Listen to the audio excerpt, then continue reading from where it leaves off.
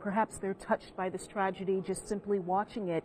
You know, we think about the people who, God forbid, had children there who lost their lives, the relatives of the 6 adults in that school who were trying to protect those children. We think of them, but we also think about the community as a whole and the fact that there are a lot of people who were feeling helpless at this hour. So we are expecting a huge turnout there at St. Rose of Lima Church tonight at 7 o'clock, 46 Churchill Road in Newtown. Well, as Governor Malloy said in his very brief statement today, and Governor Malloy has spent his time, again, with the families. He hasn't spent a lot of time in front of the cameras today, which is understandable. As he put it, quote unquote, you can never be prepared for this kind of incident. But, you know, really, how can you? No matter how well you've been drilled, no matter how many times this has happened, you just can't be prepared for it. And now people have to deal with their shock and their grief. We saw that that emotion, not only from the governor. He has spent the day speaking with the families of those involved in this directly.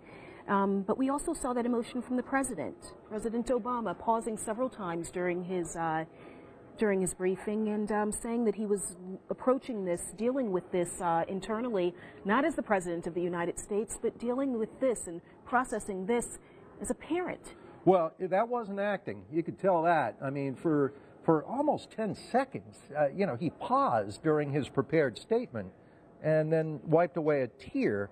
And, you know, the quote that we'll all take away from it is, "Our hearts are broken today."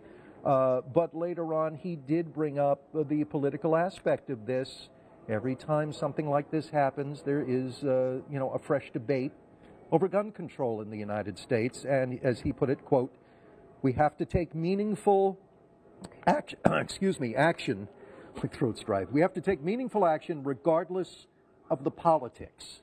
So this debate will rise again, as it did after Virginia Tech, after Colorado, after the mosque shootings, you know, so many of these shootings. And, you know, we'll see where it leads. I mean, yeah. You know, as we said earlier, there are, you know, 26, you know, 20 kids, 6 adults whose names have been added to this awful roll call of this debate. So we'll see where it leads now. And putting politics aside, obviously our first thought lies with the children and the parents who lost their children today, and the relatives of the adults who lost their lives. We've been talking all afternoon about the children, and we know how resilient they are, especially when you're talking about children at such a young age. This Sandy Hook Elementary K through 4th grade children, 5 to 10 years old. You know, Jerry, you put it best, saying that the young girl who we heard from earlier reported the facts, reported what she heard, what she saw. I know that we have some sound that was, we caught up with another child earlier. Let's go ahead and listen to that. I don't know details of it, but let's go ahead and listen to that. We heard banging and the teacher locked the doors, and we all went behind.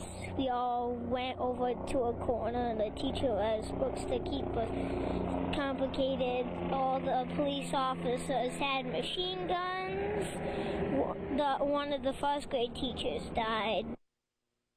The teacher told us to all go where our library is, and get behind something, so nobody, since there's a window in the door, nobody would see, the guy wouldn't see us. And I heard that the guy wanted to kill everybody and start with the music room, and I was close to the music room.